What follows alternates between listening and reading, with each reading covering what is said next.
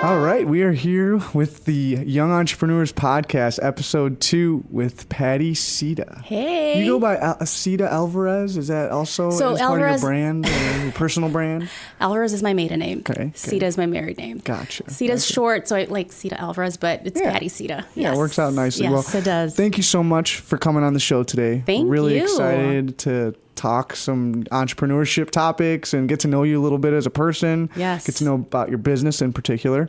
You have an awesome business that you're striving toward, and it's awesome. It's fascinating. We've had a lot of conversations about it, so I'm excited to share it with the group and share it with the audience and everything. Yep. Just to give Patty the proper introduction, I'm just going to talk about some of her. Well, thank you for having me here. I'm really excited. Of course. Thanks for coming on. Thanks for doing this and taking the time out of your day to talk to me. Yep. So Patty here is owner of Blueprint Create, which is an awesome company. We'll talk a little bit more about that, and she'll go into more detail about the mission behind that. But basically, she's a business strategist, right? A consultant of sorts. She has an MBA at a.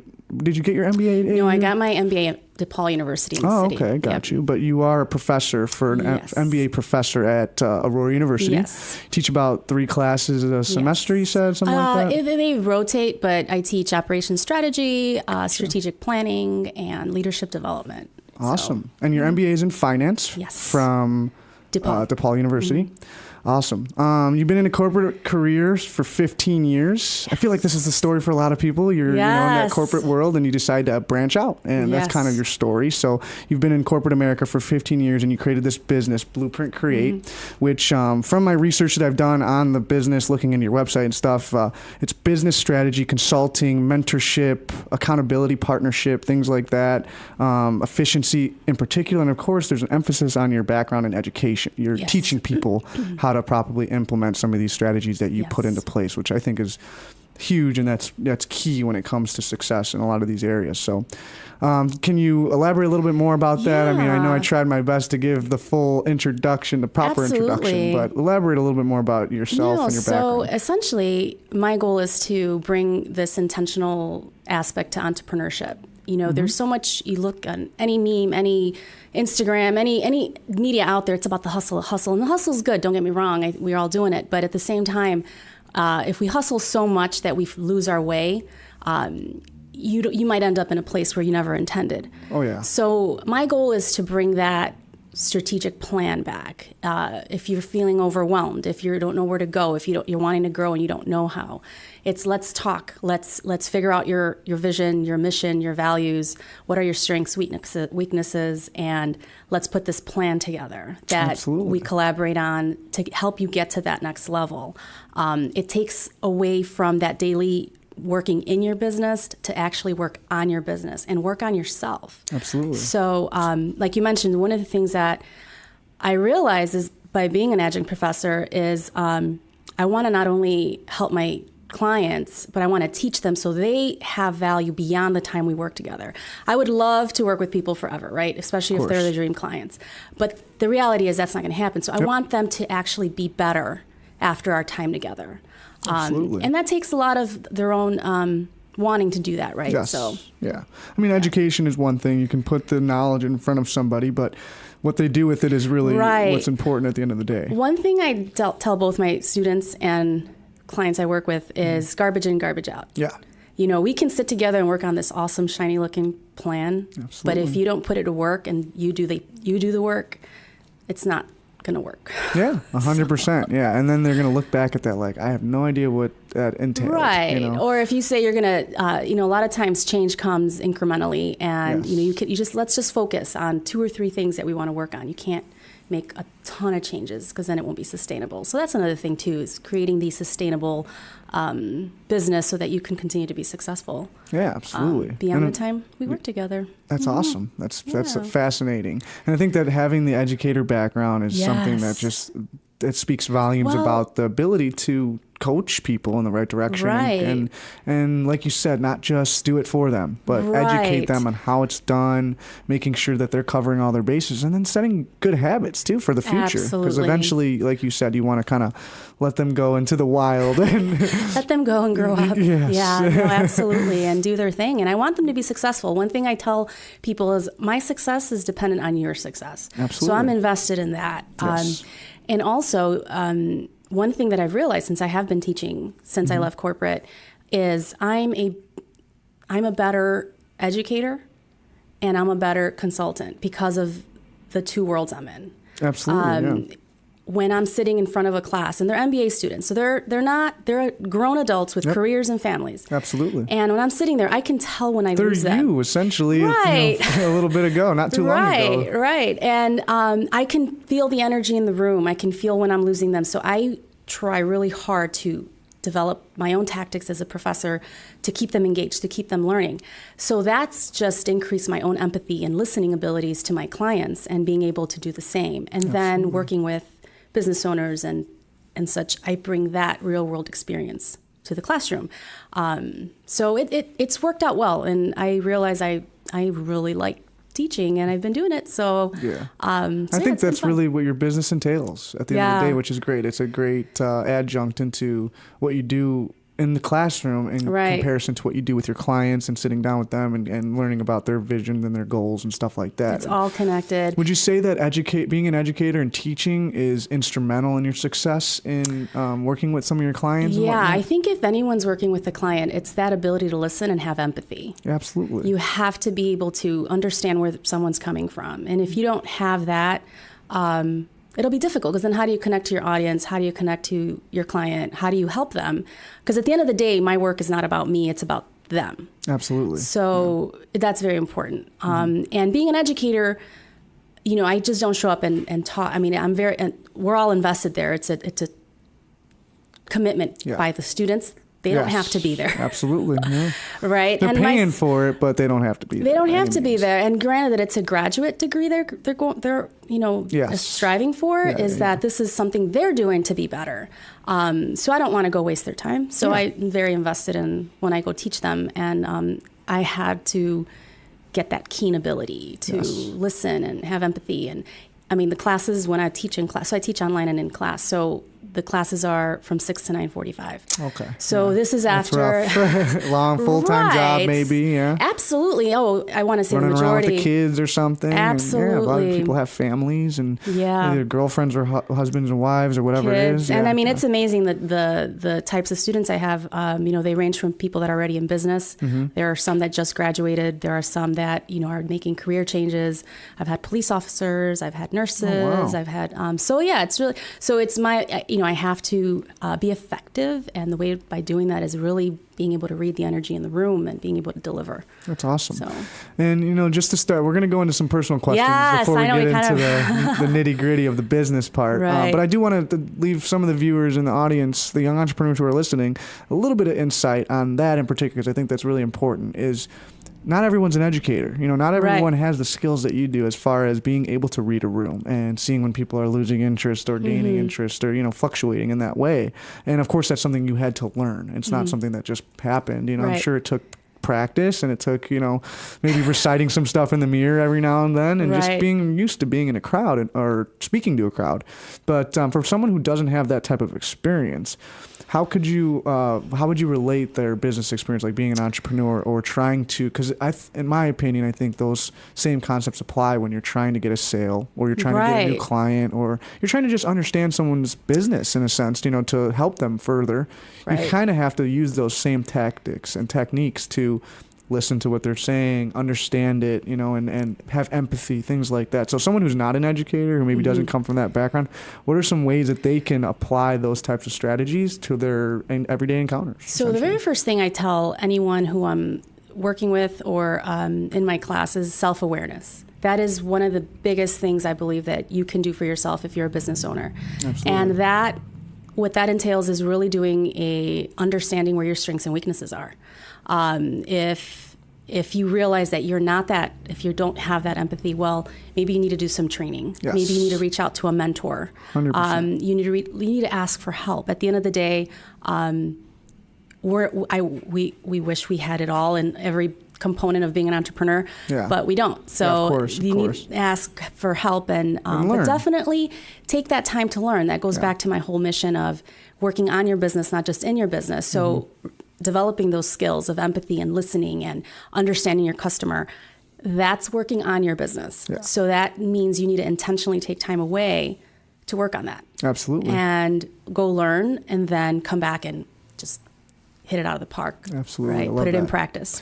What are some, like, in particular strategies that you've implemented besides having to actually be, teaching a classroom, but like some of the things that you've done in your personal life to help you get better at being empathetic or understanding or any of those things when you're talking to a classroom? So naturally, I've always been intuitive in that way. I mean, I can't say but I've always been that ability to listen to people and enjoying people's friendship and getting to know them. So I've had that, but in order to kind of increase that, it's always been feedback. Right? Getting feedback is always important.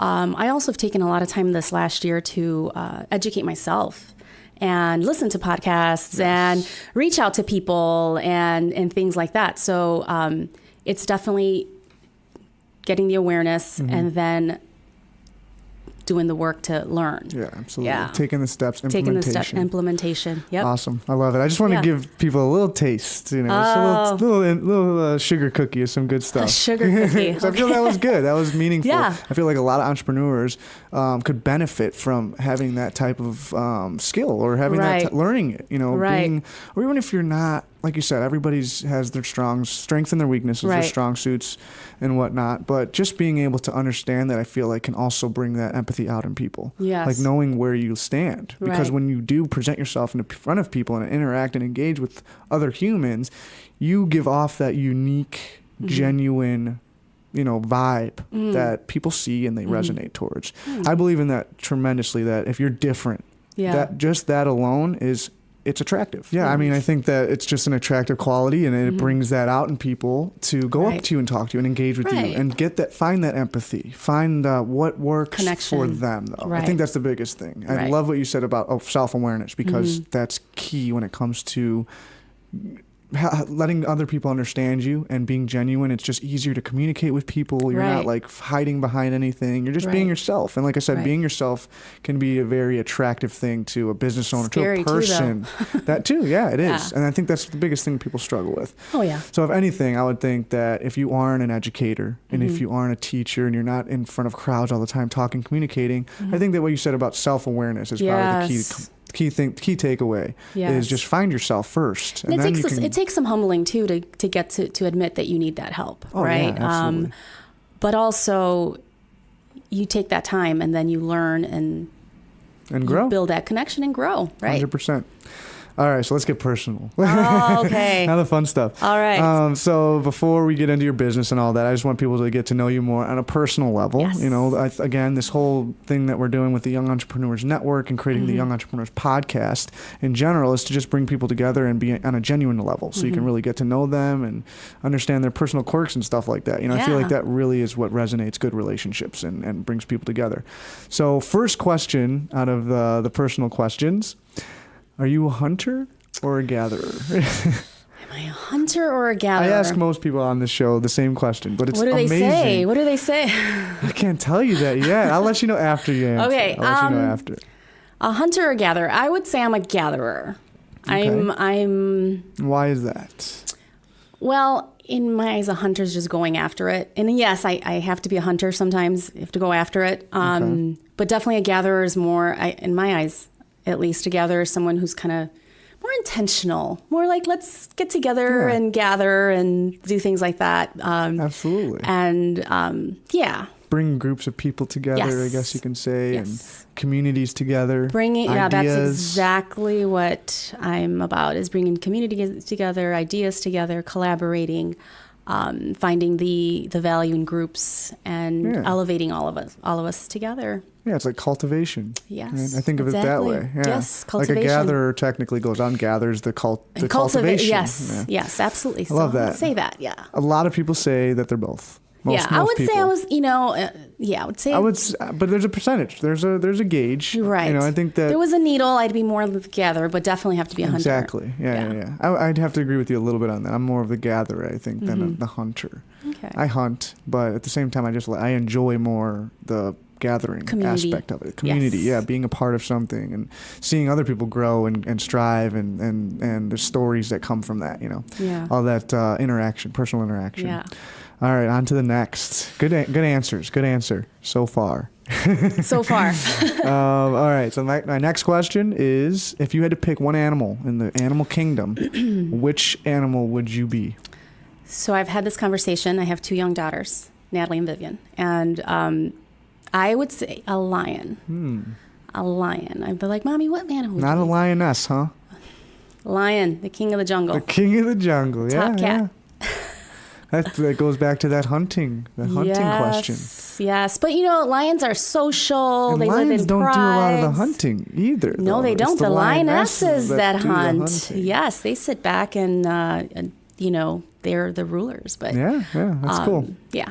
Social animals. Yeah, that definitely goes right into that question about hunter-gatherer. It kind of plays into that same role because a lion obviously is a hunter. They're a predator. Yeah, and they're very dangerous. But they're more, I feel like, of that cultivator. They're ruling the kingdom. They're making sure things are going smooth. No one's stepping on anybody's toes, Right. Watch They a live in Lion a King, pride. Yeah. They're all hanging out. Exactly. It's more of a cultivation and community, I would say. Yes. And they are the leaders of just that.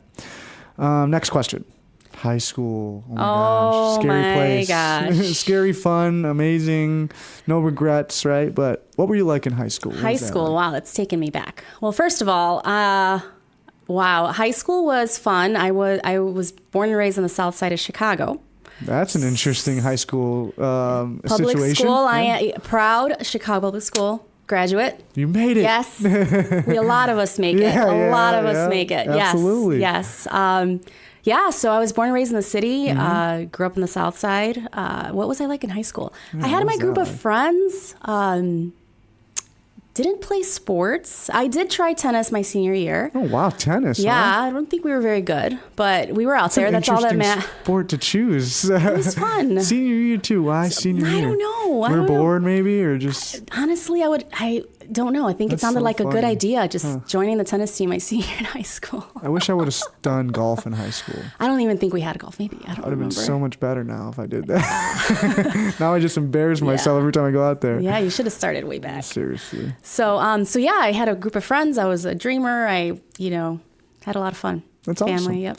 Yeah, my high school, I was an introvert and just adapting to anything. I was very quiet and shy, kept to myself. Very different now. It's such a weird transition that I've noticed throughout the last 10 years. Mm-hmm. But I went from being super quiet and shy and soft-spoken to just kind of jumping off the ledge and saying, whatever. I'm just going to see what happens you were with just kind of checking everything out, though, right? I think so, yeah. We talked about this. Yeah. I was very observant. Yeah. I was definitely an observer. I could just sit in a room and watch and not communicate very much. And I've realized, though, from business, from sales, from being engaging with people, I'm very good at, and being an extrovert essentially, and going and starting a conversation with somebody or asking questions and being empathetic, like we talked about earlier, and really diving into a conversation.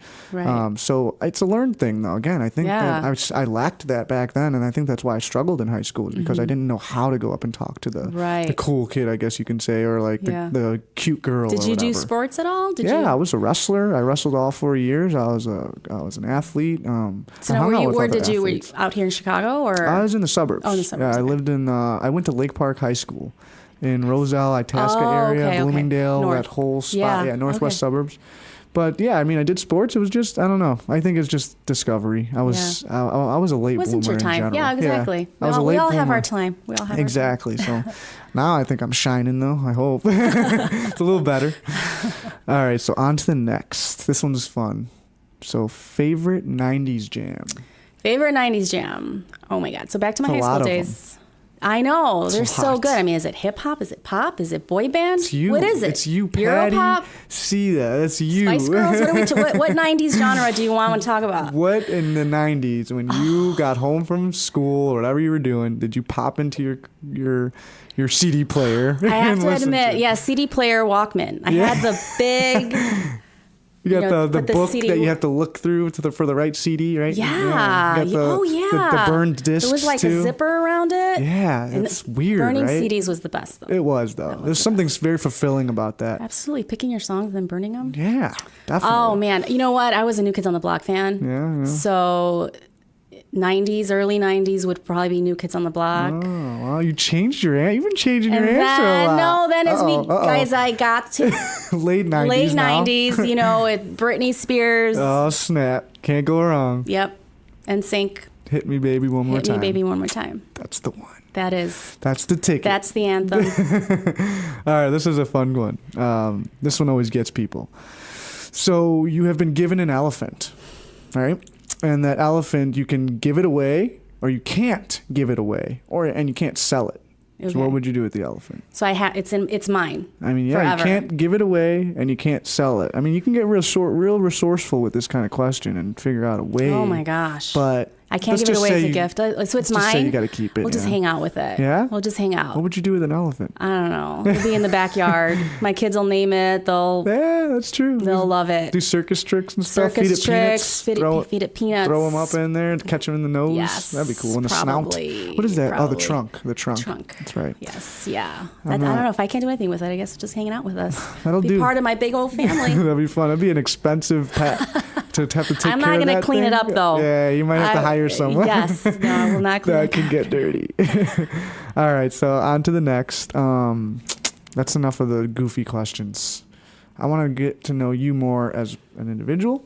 Okay. Favorite hobbies? Like, what do you do outside of your business? I know that most of entrepreneurs are like, that's it. Business is Yes. hobby, personal life, all of it.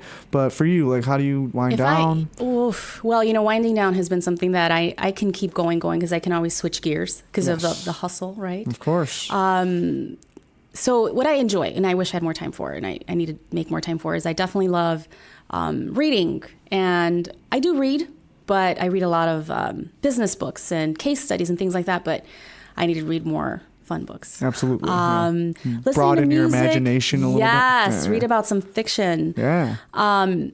Definitely travel with my family is awesome.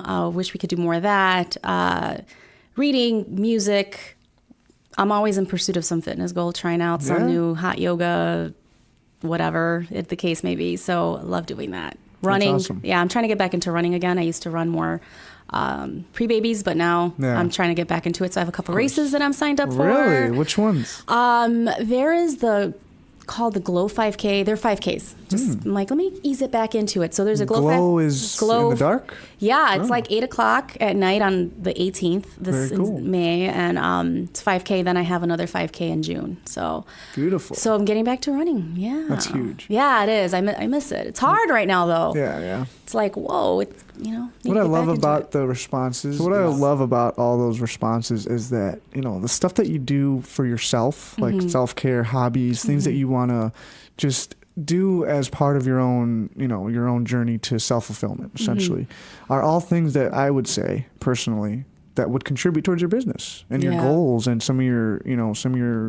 ambitions and things like that. Absolutely. For me personally, like saying reading a fiction book or watching a fiction show, something that's not real, but you absorb yourself into it, you become passionate about it. I feel like that unleashes something in entrepreneurs, and for especially sure. it creates more ideas. It makes you think outside of the box, and I think that's really important in this day and age, and as far as business goes, because that's the future, is being different, adapting, Right. changing constantly. Things are rapidly moving. So Right. to have that type of downtime to like listen to a really good song that you love, or, Right. or read a good book that just makes you think, makes you really expand Absolutely. your brain. Learning. Yeah. That's one of my, when I realized it's learning. A while ago, I used to have a New Year's resolution that I wanted to learn something new every year. So that was my goal, like learn something new, whether it be swimming or boxing or whatever. So Yeah, it's absolutely. about learning, and definitely, with the whole wellness space, I mean, I love helping wellness entrepreneurs, right? Absolutely, Because I feel that if they're successful, then the world's a better place. So Absolutely. everything I'm learning about,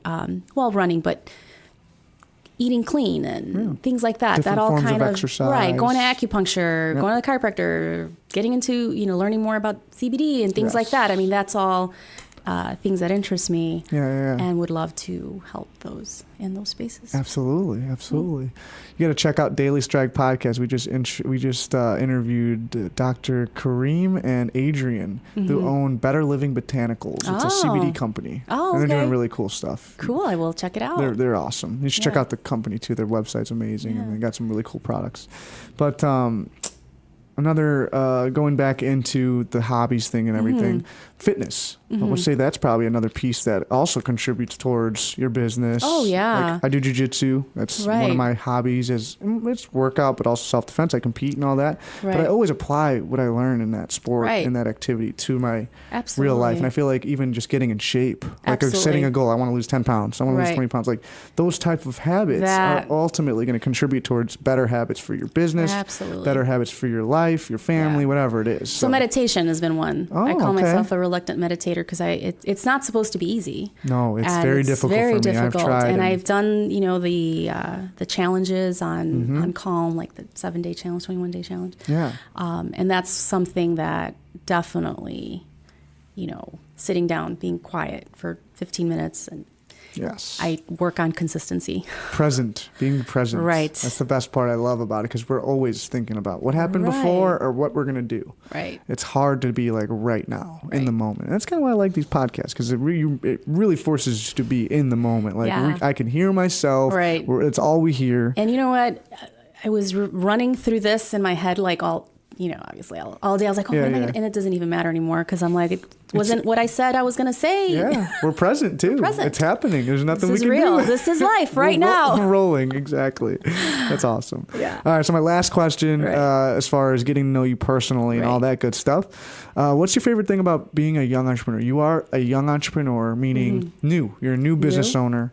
You just started in... officially late last year. Officially. Yes. So I've been freelancing and meandering along the way, but still very new to the world of entrepreneurship. Yes, no doubt. Especially coming from corporate, I feel like it's very different than Absolutely. going out on your own. It's a whole other ball game. So what would you say is your favorite thing about being where you're at right now? So my favorite thing is I feel like I'm making a positive change in someone's business.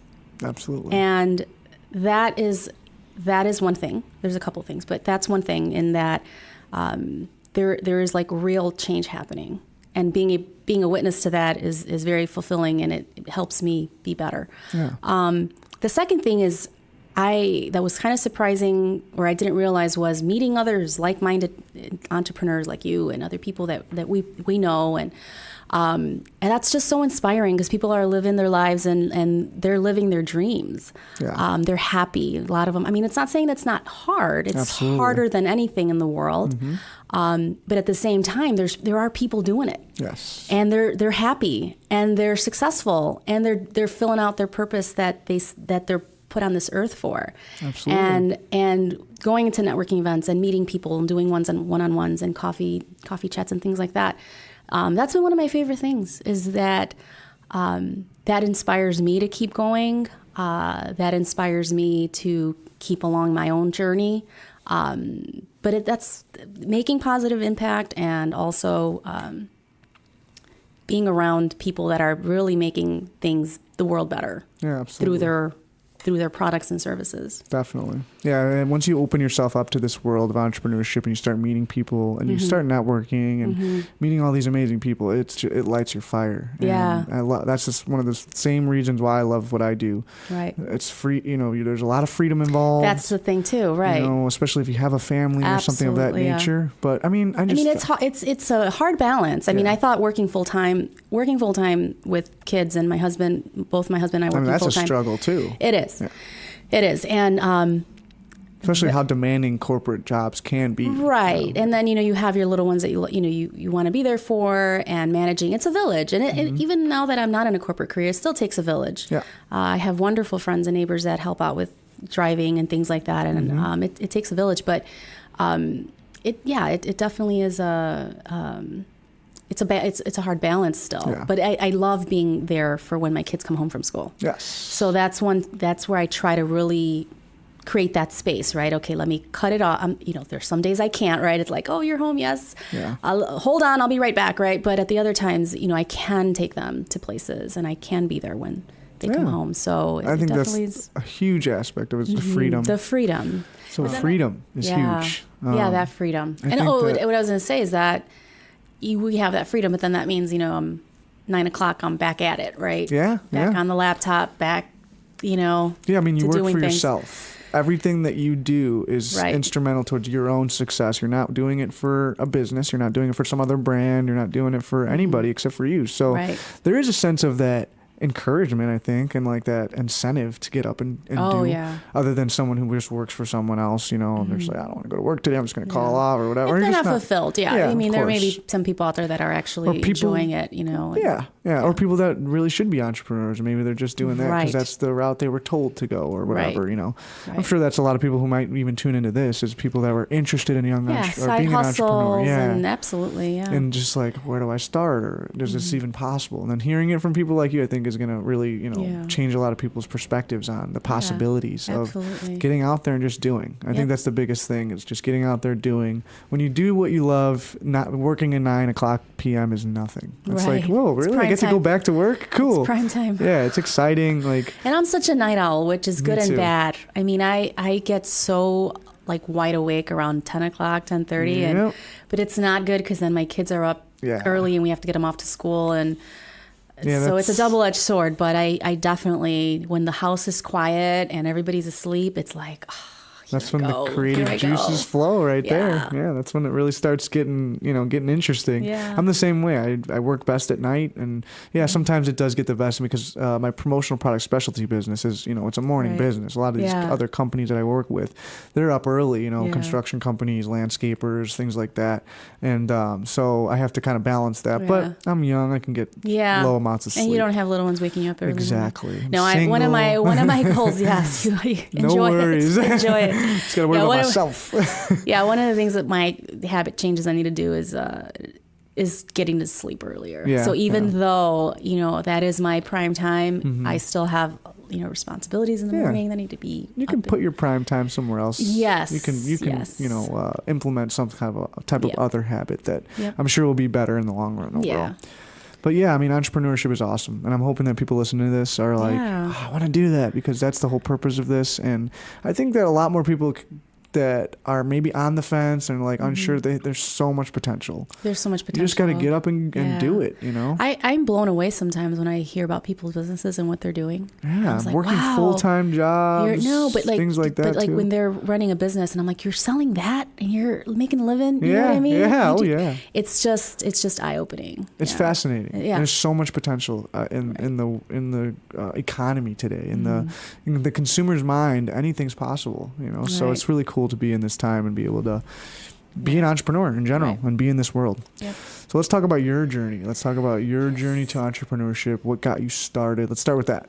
How would you say you started your journey to entrepreneurship? I know you started your business just recently, but I feel like for most this kind of goes back. Yeah. So tell us a little bit about that. Well, even though I officially launched, November of last year, the seed was planted so long ago. It's always been there when I look back. When I look back, that wanting to start a business, that wanting to create, wanting to be a writer, wanting to, do things like that has always been there. And I've always been, I want to start this business, want to start that business. Having these ideas and things like that. And I always wanted to do it, but it just didn't, I followed the traditional path that obviously it was very good to me. I can't hate on corporate at all because I had the reason why I'm able to help people is because of all the experience I gained in corporate. Absolutely. And I made a lot of good friends and it was a good time. I got to travel. So but I followed, go to college, get a job and all that. But it was always like, I want to start my own business. I want to, I want to start a juice company, and I still want to start a juice company. People out there know that I want to start a juice company. Yeah. But it's never too late. It's never too late. But I wanted to start a juice company like 4 years ago, and I'm like, wow, now there's like 1,000 juice companies. Yeah, Beans, Greens, Proteins. Watch out. Have you heard of them? Through you. Yeah, they have amazing juice. He does really good marketing for you guys. I do marketing for everybody. You need to pay him. Yeah, right. I should start collecting. Yeah, so I heard about them through you, but no. When did this happen? Is that now I had children and a family. My husband and I, working the 2 jobs, and I'm like, there's got to be a better way. But I was in a good spot. I can't complain. It was a good team, good work. Being a Virgo, I'm a very analytical, let's look at things, let's analyze. Realistic. Why should I leave, right? It's well paid. I was working really close to home. Everything was okay, but it was this like, but I want to, it's not working out. Itch. Right. So then it's going to be 3 years this summer. They announced a relocation. They're like, hey, we're moving. And it was like, that's it. I'm done.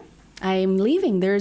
I realized a lot at that point that we are really the designers of our life and what we want our life to look like. Absolutely. And that's when I'm like, okay, if I'm not going to work full time, then I'm going to start a business. Yes. And I was doing pro bono consulting for arts organizations a long time ago. And back then is when I realized, I'm like, wow, there are businesses and entrepreneurs and that need business help, because not everybody needs to be a business person to start a business. Absolutely. But you definitely need that discipline and that focus, and you definitely need that strategic planning, and you need these skills that I have that I could bring. So years ago when I was doing the pro bono consulting, I realized, I'm like, wow, I would love to do this for wellness businesses, creative businesses, women-owned businesses, right? Mm-hmm. I would love to do this. So when I left corporate, I started freelancing. So that started, 3 years ago, that was when I'm like, okay, this is it. This is it, because either my life's going to change completely for our family if I, relocate, or I take the plunge and do this. And that's when it started. So 3 years ago, I started freelancing, and started teaching. And then, last year, I'm like, we got to make this legit and real. Do it. Yeah. And do it. And it's a different mindset, because in a freelancing perspective, I was really doing things word of mouth, no website, no social media presence, things like that. But now it's like I'm the boss. You're out there. Yeah. I'm out there now. So I need to, hold events. I need to, be out there more and things like that. So I'm in that growth mode right now of getting out there. So that's fun. And then what's your thought process as of right now, like being in that stage? Are you still excited about everything? Things are starting to get a little stressful, or? Oh, things have been stressful up and down the whole time. Has anything changed from that freelancing to actually putting your own website out there and getting more legitimate, I guess you can say? I'm more excited. There's been ups and downs where, I'm not going to lie, I'll be honest, because this is real raw and everything. Absolutely. There have been times when I'm like, do I go back to work? Is this worth it? Because you work so hard, and sometimes you don't get anything in return. Oh, a lot of the time. Yes. And that's stressful, because we do have a family. And one thing I got to point out is the only reason I'm able to do this, I can't advocate, just quit your job, you'll be fine. Yeah, because I have a husband who works full time, and he's super supportive of me and my business, and he's my biggest supporter. So that's why I was able to do this. So not everybody has that opportunity, and I get that completely, but I do. And there have been times, do I go back to work? Is this worth it? And there was a time last fall when I just was on, last summer maybe, this is, I don't know, right? Yeah. And then a trip happened I went on a trip, and I just got a lot of clarity. And it's one of those self-care moments. Self-care, right? Reading a book, listening to a good song. Yes, it was definitely a self-care moment. And I just had this this is what I should be doing. Yeah. And then I just kind of got myself dusted off again, in the fall. And I learned something too, that I took some self-awareness, is that the highs are highs and the lows are lows. They can be, if you let them be. Yeah. If you it's all perspective. Right. Yeah. If you got a lead, you're just, And then if they don't call you back and return your emails and all of that, it's just like, oh my God, I'm horrible. I'm never going to succeed. So true. So then I realized, I'm like, I can't, that's not How do you talk yourself out of those moments? I think that's a very big struggle for most people, is being able to talk yourself out of those moments where, like, because, I mean, it happens on a regular basis as an entrepreneur. Right. I mean, it's a numbers game. Like, you're constantly being said no to on a regular basis. I mean, it can take a stab at your ego a bit, or your self-esteem, you know? Right. But what would you say is, for you in particular, like, as a good way that you were able to say, you know, cut that voice out and say, no, this is fine. I'm just going to keep moving. You know, I'm a spiritual person, and I pray to God. Okay. I have my husband who's there to pick me up. Yep. It's So always that's good to important. have that. That's important to have a supportive partner in 100%. this. But also, I feel I've done a lot of work on myself, on my own mindset this last 18 months, as far as learning more about, journaling and doing things like that, meditating, and that's helped.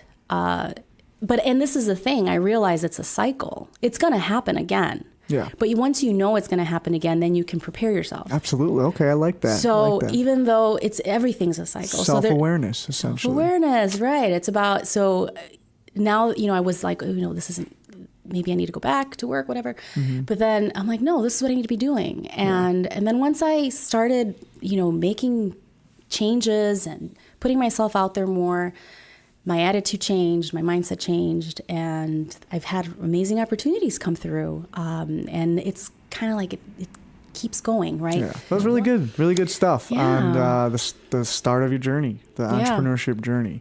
Now, the business that you own, Blueprint Create, it's www.blueprintcreate.com. Yes, correct. You started it November last year, right? October, November last year. You're officially online. You're officially on social media. I know you have an Instagram page and all that good stuff. Some of the services that you offer, business consulting being one of the major ones, but just strategic planning, having a accountability partner, a strategic partner, if you will, and then of course the education aspect of it, educating your clients on how to implement these systems and processes properly. But I think the biggest thing that I took away from it was just helping people create their blueprint. Again, the name, right? Creating that blueprint of how they're going to implement this passion of theirs or this journey, whatever they're trying to put out there into the world. Right. So, how did you come up with that concept? The concept in general of that, the name itself, all that good stuff. What kind of sparked that intuition as far as that name and the concept? So the concept came back again from that when I started doing the pro bono consulting. Okay. So that's where I knew that when I was working with artists that had an art gallery and they needed a business plan and things like that for funding, that's when I realized, wow, if you look at our small businesses, I mean, they're all sectors, all industries, right? So I knew I wanted to do that. I wanted to bring that business acumen into small businesses. So Blueprint, blue had to be in the name. Yes. Blue had to be in the name because that is my color. Blue represents like tranquility, calm, trust. You look at the blue sky, you look at the blue ocean, it's endless. It's endless possibilities. When you're dreaming about things, you look up. So I always wanted that blue in the name. I wanted blue sky. Then it was taken. Yeah, of course. Struggles of being an entrepreneur there. Google searching names. Google searching names, yes. It's terrifying. Every version of blue sky was taken. So then it just came to me one day, Blueprint. I'm like, this is it. This is it, because that is what I'm doing. I'm helping you together. It's a collaboration to develop a blueprint for your business and creating that change you want in your business. So that is where the name came from, Blueprint Create, and the concept of, taking that time away a little bit, investing in yourself, and developing this strategic plan. And a lot of times people are like, what does that mean? It's fluffy. It's elaborate on that. Well, look at your business model. Yeah. How are you making money? Where are your expenses at? Where are your revenues coming in? Which revenue streams are actually profitable and which ones aren't? Yes. When was the last time you looked at that? When was the last time you checked your business model? Does it work? Is it still profitable? Yeah. So those are things that's one of the first things I do. We actually step back a few steps. What we start with is, what are your values? Okay. Those values that make you tick and make you wake up to start your business. Absolutely. You need to define those, because you're going to connect with your tribe that way. Yes. Because you want to connect with like-minded individuals. So again, it kind of goes back to that self-awareness. Yes. Learning about who Yes. you are as a person, and Yes. that's going to really set the blueprint for the rest of the plan or the rest your of the strategy. vision, right? Yeah. And what your vision is. And then we go into strengths. We do strengths and weaknesses and opportunities. We know that, again, self-awareness. So then we find what your priorities are. And then once we find what your priorities are, then we start working on them and we develop action goals. So one of my things about goals is we always talk about goal setting, but it's actually system building, because a goal is you can reach the goal, but you need to develop a system that you can replicate so that you can continue to be successful in that area. Of course. So that's where I come in, right? And in helping you do that and develop that blueprint to help you be more aware of where you need to be, reach your priorities, or prioritize and reach your goals. Yeah. Right. And then you help them also educate them on how they can maybe do that in other parts of their business, like create those same types of blueprints maybe. Yes. Or even for maybe another new business, because I know typically entrepreneurs, they like to branch out, maybe put their hands in a few different things. Right. But And the teaching part, I think when it comes to that is, I'm helping you understand why your values are so important.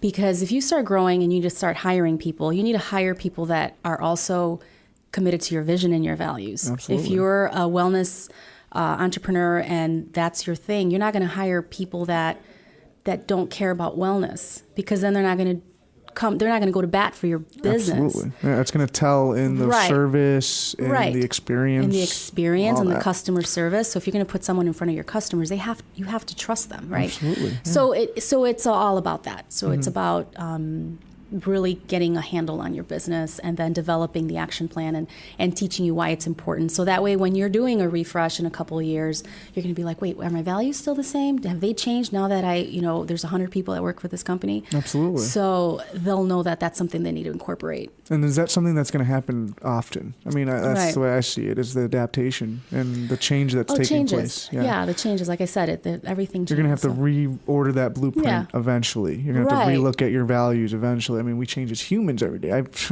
I've changed my mind on way too many things in my 27 years of life, So we adapt. Same here, and I have a few more years than you. I won't ask.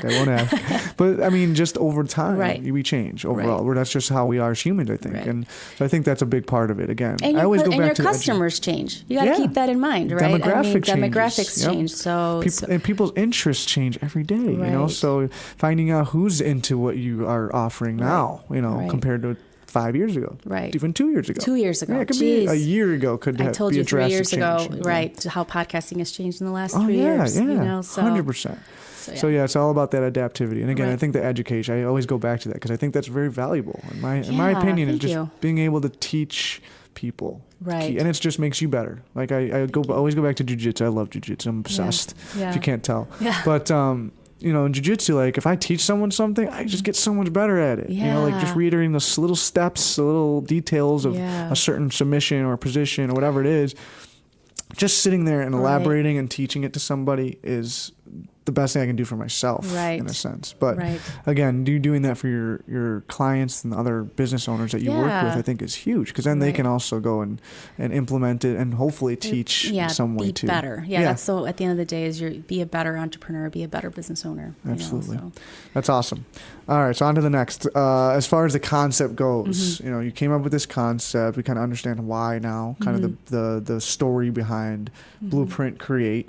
How did you lay out your services when you first started? I know you started freelancing, right? Yes. That was the first step. But when you started your website and you laid out your services and you're kind of laying the concept out, like how did you present this to your audience? How did you present it to your potential clients? Because I was not just because freelancing is actually very big. People make a living off freelancing. Oh, absolutely. I started off like I'm going to help people with their business, right? Yep. And as I was meeting people, I started, what I need back to business school, right? As far as I'm like, I need a survey. I need to understand what they need. So I developed a survey and I started sending that out to people that I knew that had businesses, and to get feedback from them. Like, where are their pinch points? I can sit here and assume, right? But you need to talk to your customer. You need to talk to your audience to hear what is it that they need, what's missing from them. Absolutely. So I developed a survey, and people I met at networking events and things like that, I would ask, hey, can you mind filling out the surveys. So I started getting feedback back. And then I'm like, initially I was actually freelancing a lot of things, not only just project management and things like that, but I found that people needed this bigger picture help. So even though I was saying, hey, yeah, I can help you with I can help you with your business. You need a project management. You need a marketing plan, content calendar, writing content. I was writing content for people's websites, things like that.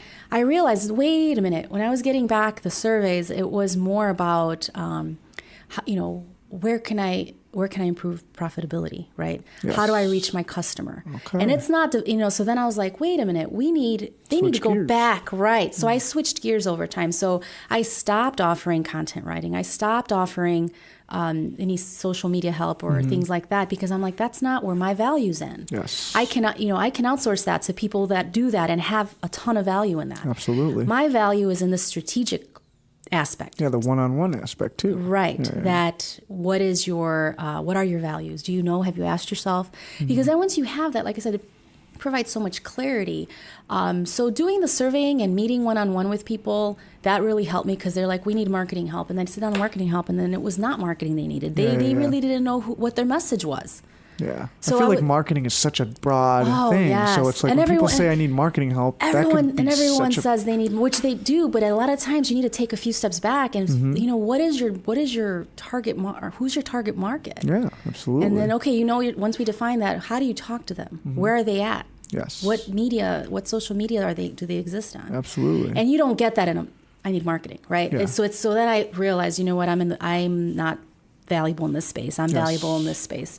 So that's how I ended up changing how I offer things and where I'm at. And now on my website, I don't have that content writing or anything like that. Yeah, it's strictly consultation and consulting. Mentorship, strategy, developing action plans, accountability partner, things like that. So. All right. Well, I love your concept. I love the concept of Blueprint Create. I love the message, the story behind it. The fact that you've really dove into your own personal values, like you talk a lot about, and your own personal self, your persona, and created this awesome concept. I think that it's really going to be hugely beneficial for a lot of entrepreneurs, new business owners who are a little bit lost in this journey, trying to figure things out. Especially the very passionate, driven ones who are kind of lack in that implementation phase and like getting stuff done and planning and stuff like that. I feel like a lot of entrepreneurs are like that. We have creative minds. We can think of a lot of really cool ideas, but it's hard to sit down and write them, turn them into reality. Yeah, exactly. But I love the concept. I like how you changed from that freelancing. The way you presented it. Your audience changed. You built that audience. You went out and asked questions, and I think that a lot of entrepreneurs can get a lot from that because that's the key. Talk to your customers. Talk to your clients. That's the number one thing. Absolutely. Ask what they need. I feel like that's a fear in some people for business. Like they don't want to have to adjust. Right. Like you don't even want to ask the question, because then you're like, oh, so then I have to change my whole business now because this person wanted this, or the majority of people are wanting this. Right. But it doesn't mean you have to change all of it at once. It just means what's going on. I mean, consumer behavior changing is so prevalent, right? Absolutely. I mean, it's as new technology comes out, new apps, new everything. And as the youngins are growing up, right? I mean, they operate differently and listen and consume media differently. So it's like you have to be in touch with that, because then one day you're going to be Blockbuster. 100%. I love it. Yeah, and it's just that evolution that takes place too. It's just fascinating. Right. But you're really pointing people in that right direction, getting them to that phase of evolution. Right. But after discussing your concept, the way it changed and evolved, and just giving people some insight on that process, what it's like, what would you say is your ideal client with Blueprint Create? Like, what's your picture perfect client, a perfect person that's looking for what you have, and you can give them exactly that? So the ideal client would be someone who wants to work with me in the sense that it's not going to be something that you're going to be given. Like, here, you go do this. It's definitely a collaborative. Strategic planning is not a document. In the end it is, but it's a process. So I want partners that are going to work on the process with me. I like that you said partners. Yes. That's huge. It's a we, it's not a you.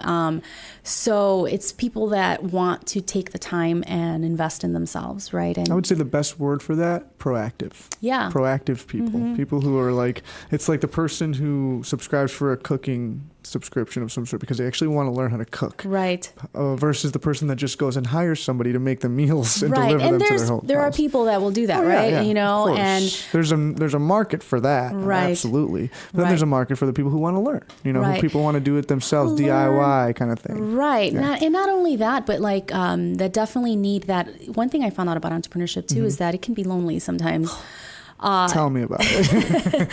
You know, you're by yourself. Is this a good idea? Is this not? Who can I? And it's that having that accountability partner and having that mentor help you through the process, right? Absolutely. Yeah. And it's a short. I mean, we can work together 3 to 6 months, right? So it's this time that we invest in in this business to help you grow. So my ideal client, someone who's willing to come and learn how they can be a better business owner and a better entrepreneur. Someone who is making changes in the world, someone who's out there changing communities and bringing people up and making the world a better place. Absolutely. My business. I want it to be a conduit for that. Absolutely. A gateway, essentially. Right. Or a conduit's actually a great word for it. Because I want, you know, the way I see it, I want to make the world better through entrepreneurship. So if you're using technology, creating technology that's making the world better, if you're a business that's helping people, you know, I want to healing them mentally, physically. Right. You know, elevating communities and things like that. That's who I want to work with. That's a very genuine and sincere mission right there. Yeah. You know, really helping people. Yes. And I feel like most entrepreneurs at the end of the day, that's what they're doing. They're solving problems. You're trying to help people solve a problem, whether that's, I can't unscrew this jar. Oh no. Solve a problem. You just get one of those jar openers, you know, simple as that. But it is that, you know, at the end of the day, you're helping people. You're giving them options. You're giving them resources that they can utilize. Right. So you have your ideal clients, you know, you have the people that you work with well and that you know, okay, this is going to be a good fit. You know, you're ready, excited to get started with them. How do you handle unwanted clients or unideal clients, I guess you can say, or the clients that maybe you know when you sit down with them initially that they're not quite there? So here's one thing. I am very transparent. Okay. As far as when I meet with someone who's a potential that wants, hey, let's learn. I'm like, listen, let's talk. Let's see. It's essentially if it's a good match because we're all different. We're not all each other's cup of tea. So if I know someone may not be a good fit because they don't have the time or however, you know, people, I guess that, and then also maybe people that want things done for them.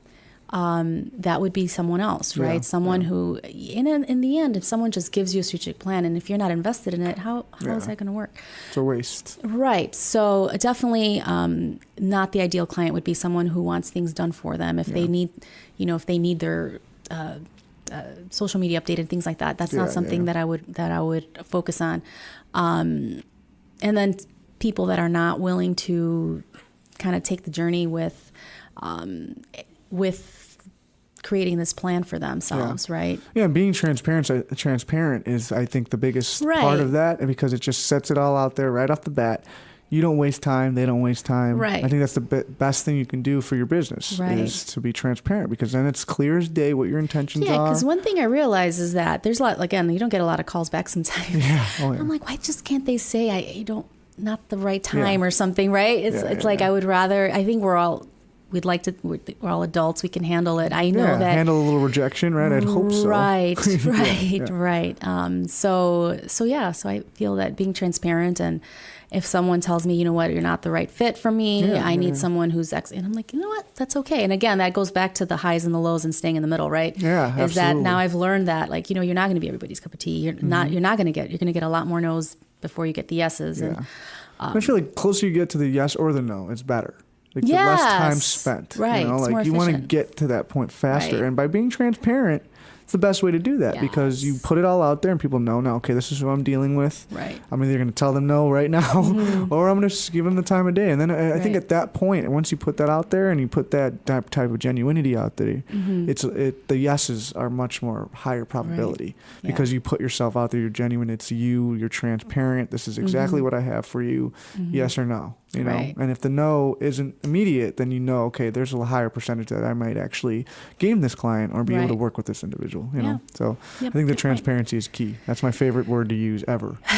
Transparency. It's fun to say. It is, and it just reminds me of a windshield, and I love this analogy of the windshield. Like, if you want the inside of your windshield to be clean, and the outside of your windshield to be clean. You know, like I feel like a lot of people, they clean the outside of the windshield, right? But then the insides are really dirty, right? So they can't see anything that's going outward, right?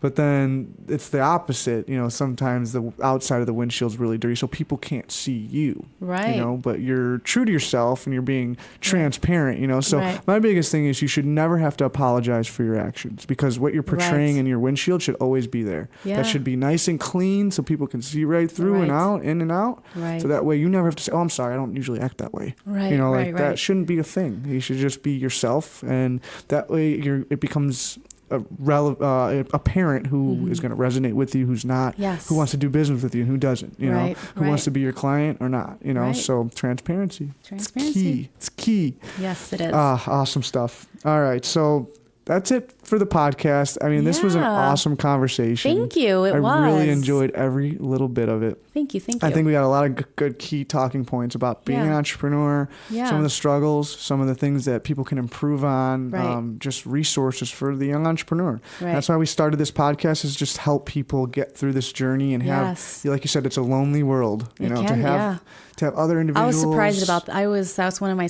biggest surprises, how lonely it could be sometimes, because can I talk about the 1871? Absolutely, yeah. So, earlier today, I found out I was accepted to be an 1871 mentor in the city, which is the tech incubator. And I was like, I got the email, I was like, yes. And then I'm like, okay, where are my coworkers? So I told my girls, I'm like, girls, guess what? You know, geez. And then they're just like, what, Mom? That's so funny, though. So that's the life right there. We're sitting there just excited, but there's no one there. It's crickets. But you know what? I think that's the value of working with a team too, though. Right, you know, like, and having places like the Young Entrepreneurs Network, absolutely, and going to networking events and being around people like that, being able to celebrate those wins, that definitely like fills the gas tank to keep going. Oh yeah. So you should throw that on the Young Entrepreneurs Network Facebook page. I'm sure people would be ranting and raving, giving you all the praise you could ever want. Yes. It's a good place to do it. Yes, you know? yes. You ever feel lonely yes. and you just accomplished something and just amazing? Post it on the Facebook. You know what? That's actually, we should put that. That's what we want people to be doing on there for sure. And then obviously when you need a little pick me up too. Yeah, exactly. A little motivation, a little something, you know. And that's what is amazing. Again, it's a lonely world. So I'm glad you brought that up. You know, a lot of people need to hear this. A lot of people are on the fence. People are like, I don't know if I want to get into that. Or they're being thrown all types of adversity or all types of doubt. Right. You know, people saying, no, you can't do that. What do you mean? You have these bills to pay and you got a family to feed and, you know, all these things. But again, if you really want something, you're really passionate about it. If it's in you, you know, one thing that I realize is that, you know, when you have it in, when you feel you want to do something, it's not going to go away. Because I felt like this when I was 27. Yeah. And then and I'm like, okay, you know, I felt like that after I had my kids, right? I was like, oh, I have this. I want to do this. It may change a little bit, but it's always there. It changes a little bit, but it's always there. So if it's always there, it's like, well, maybe you need to see it through and see what happens. So if it's there, if anyone listening, if it's there, check it out. I'm telling you, it's worth it. Listen to your intuition. Yes. Let's talk a little bit about this workshop we got planned. I'm excited about this. All right, so let's talk about this workshop. Yes. Young Entrepreneurs Network and Blueprint Create are coming together. We're going to put on these cool workshops for our group. We want to just get more education out there, get more people involved in the group, doing more than just the networking phase, which is awesome. I mean, we have a blast every time we get together. We make great connections. We built serious bonds with each other. But I think now it's time to kind of elaborate on advancement and personal development, business development, things like that are going to help people propel themselves in the right direction. And after talking with you and some of your ideas and even having the background in education and being able to set up like a classroom style presentation that's interactive and enjoyable, and fun. Exactly. Yes. And from what you showed me, I'm really excited. Yes. Big assumptions. The big assumptions. The lies you believe that hold you back. It starts there. And that either takes people into the next level and being an entrepreneur and taking it off and doing all the right things, or it can talk people out of things. So I think, like you said, starting with that self-awareness, and that's what the workshop's going to be about. It's going to be about that self-awareness, kind of goal setting understanding your own values, seeing where you lie. Definitely is around why sometimes change is so hard. Yeah. And I mean, I struggle with it just because I am in this and I'm working on myself. We're all works in progress.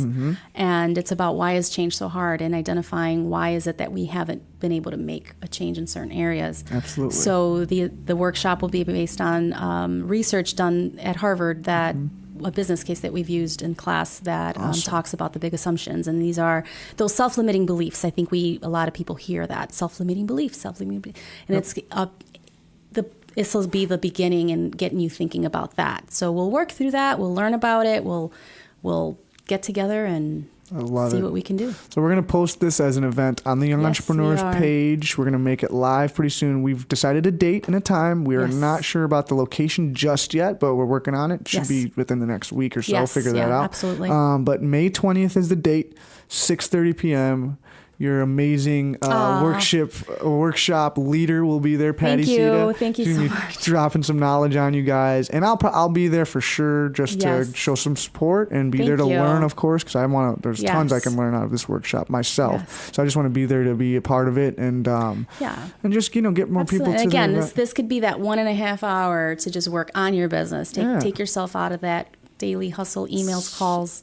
And just, hey, let me work on myself for a minute. Yeah, it's like that book. It's like picking up the book or throwing on a pair of headphones, listening to that good music that just gets you into that mode, brings out creativity, and gets you thinking about your success, your future, things like that. So I'm really excited to learn from you. Yes, I'm excited I'm really to do it. excited for the group to get this opportunity to learn from you as well. So keep your eyes peeled. We're going to have a lot of details out very soon. May 20th, 6:30 p.m. That's what we're going for as of right now. There is an event shortly after that, so anything that you learn at the workshop, hopefully you can apply it in networking and in the next week going forward, and we can have another really cool event on the 30th. But other than that, I think that's it. We can wrap it up with that. I want to just tell everybody where they can find you as far as your business goes on Instagram, any type of social media. So I am on Instagram, Blueprint Create, and at blueprintcreate.com. There's more social media coming with Facebook and LinkedIn. More to come. Sweet. We're super excited. So happy to have you on here, Patty. Thank you. I know we've been planning this for a long time, and we finally got the chance to do it. We're in the mics. We're in the zone. Can't believe it. An awesome experience to be sitting with you and just gaining knowledge from you and learning about what you do and how it can benefit so many entrepreneurs. And thank you for having me. Really, this has been a learning experience for me, and I appreciate it. I appreciate it a lot. So thank you. So I'm excited for May 20th. Keep your eyes peeled, guys. Yes. The Big Assumptions Workshop. Patty Sida is going to be leading that. And this is episode 2 of the Young Entrepreneurs Podcast with Patty Sida. Thank you again so much for coming out and speaking with me for a while. And you guys have a good rest of your day. Thank you. Thanks have for a good watching. One. Thanks.